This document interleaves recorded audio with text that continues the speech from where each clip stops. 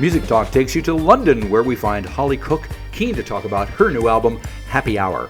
Hollie has just performed at Glastonbury, so let's kick off the conversation with some thoughts about getting Glastonbury up and running again after a 3-year layoff.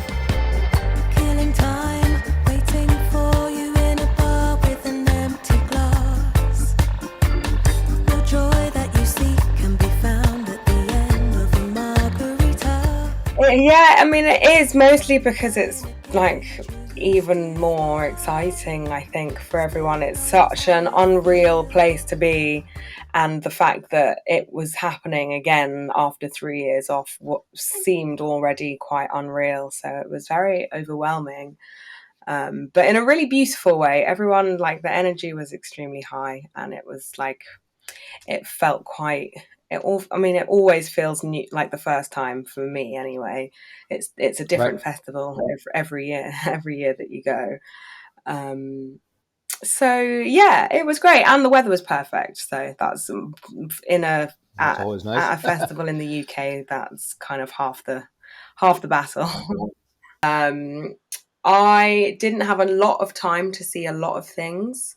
I did see Little Dragon, which they're one of my favorite bands, so that was always on the agenda.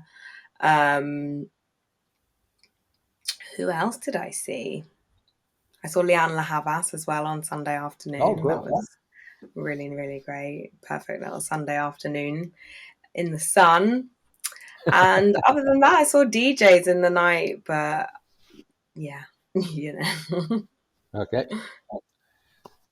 And what kind of band are you? Who are you performing with at shows like this? What's your live setup like?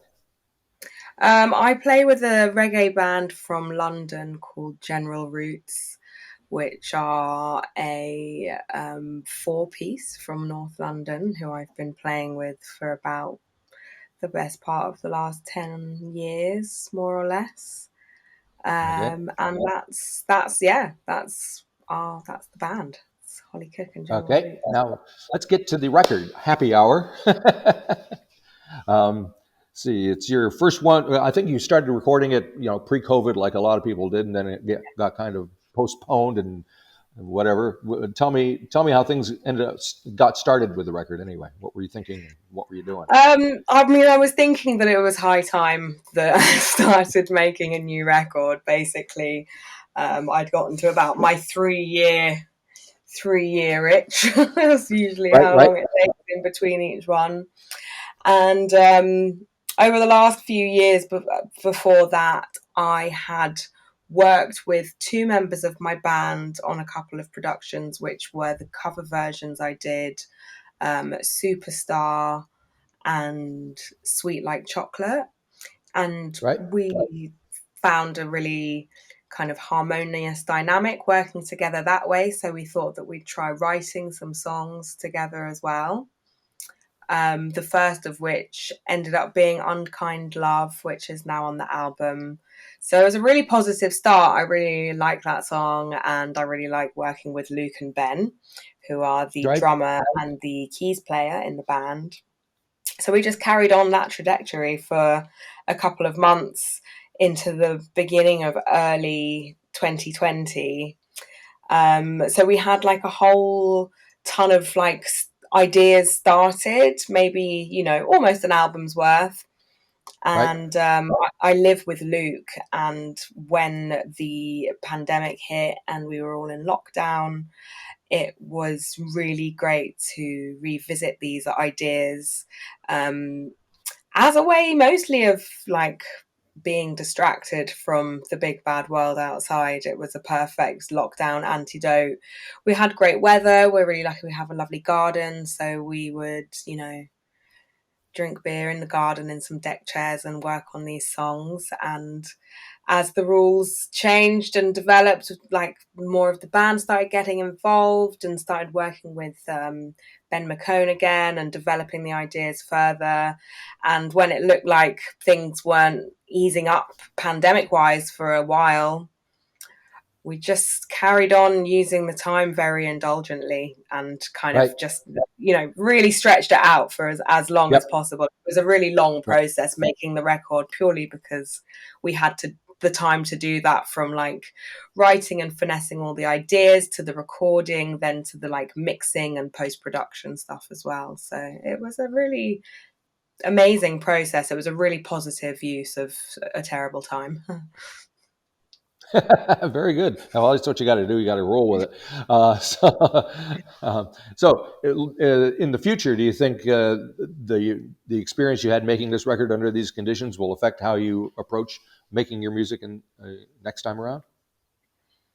Yeah, definitely. I mean, it's been, I think, a long time coming. I've been, like I said, working with the band for live for like, you know, almost a decade. So this was a very natural progression. And then, you know, it's just, I've always wanted to be more in a band situation. I feel far more comfortable. It was always my experience before being a solo artist, and it's my way of kind of morphing the solo artist structure in a way that suits me very well, you know. Cool. So in addition to playing drums and keys, what did Luke and Ben contribute as far as the collaboration with you? Like just so much creatively, like song ideas. They produced the record. They I don't know, we all just work very well together, and we all bring different ideas to the table. We all kind of push each other's boundaries and buttons in a like creative sense, and it's great encouragement. So yeah, we just sort of like they helped for me like push the way that I would write songs. You know, it's been a good it's been a good way to stretch and flex the creative muscles that I'm used to using. Cool. You know? And I see Youth gets a little nod as well as some kind of production assistance. What did he do? I know he produced your previous record. Yeah, exactly. So it was really nice to work with him again, like in a slightly less involved way. You know, I had spoken to him about making another record with him very soon before the pandemic, and then he had a recording session at his studio in Spain, and then just didn't end up coming back for a year. So working remotely made so much more sense. You know, it was kind of very, very like locational and circumstantial, and just really nice for us as a songwriting unit to know that we had the security of the experience and knowledge of like an elder, you know, producer, like a world-renowned producer. He knows what he's on about, and even though we had very, very strong ideas, we knew that we'd be able to take the record to a certain place, and then Youth would be able to take it to the next level that we weren't necessarily confident we could meet. So Right. Okay. So just picking a song at random, I'll go with Gold Girl. It has a kind of James Bond themed vibe to that one does. What can you tell me about it? What does it mean to you? Some sweet sense alluring, a siren through the darkness. She's dancing, blowing smoke rings, tempting your sins to confess. That one was one of the most fun I've had with making a song. It was very much came from a concept and was fun to kind of approach writing a song not from such a like kind of personal emotional experience, and more like creating a character and a world. And yeah, at the time quite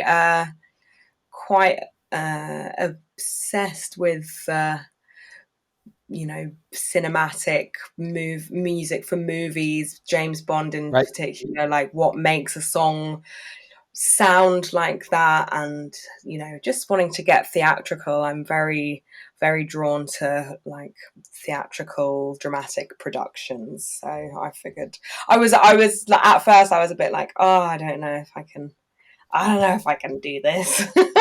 It's a bit much, but I like it when other people do it, so I figured, why can't I? All right. And you've made a couple of videos, one for Happy Hour and one for Full Moon Baby. How involved are you in the visual presentation of your art, as it were? I know just what I need. I see you right there, yeah, my full moon baby. I feel so deep, so serene. I will let you go, my full moon baby. These days, as far as the videos are concerned, I made a very concerted effort to be quite removed from it, actually.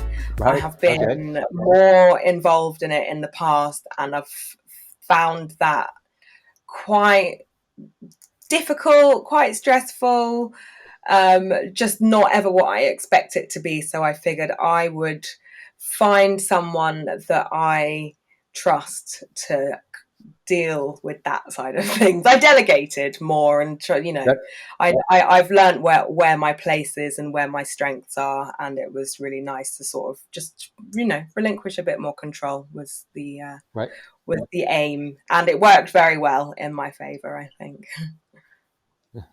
Delegation is key, isn't it? Yeah. It's a skill to learn, and it's a very useful one. Yep. Now I'm curious, because obviously your parents are musicians as well. So do you have any advice for young people who are surrounded by musicians, whether family-wise or whatever, and is that a plus or a minus? I mean, it's got to be a plus in some place, but there's got to be some kind of things you got to watch out for as well. What's your perspective on all that? It's mostly a plus, because the people that are closest to you, I'm very confident in the fact that my family understands me and knows where I'm coming from, and therefore I get full support for that. So that for me is the most of a bonus. It gives us like a huge amount in common and a really great way to connect. I can speak to them about all kinds of advice, be it business or emotional or whatever, and they're solid with that. And it comes with experience as well. So so that is definitely a plus. I don't know what the cons like are, that people like to talk about it all the time. People like to ask me about it all the time, and I understand that it's in some ways totally relevant, but in others it just seems so irrelevant, because I am doing my own thing off my own merit, which I think isn't always necessarily assumed either. That I really couldn't care less at all if people make the assumption that I am, benefiting from, help from my family. I don't know. I think that I think I'd be a lot more successful if I was utilizing their fair enough. And to be honest, I mean, to be fair, you've been doing this for a while yourself, and I imagine it's got to go the other way as well. You can dish out some recommendations and some advice to. Yeah, sure. No, whoever. It's nice. I think that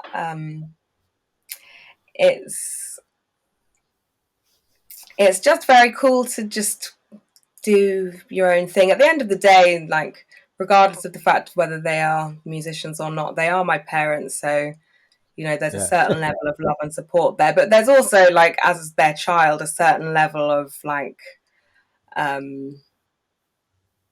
I don't, not now. I'm a grown adult these days, but like, you don't always want to listen to your parents' advice. You don't always want to hear what they have to say or follow the thing that they think is the best or right thing.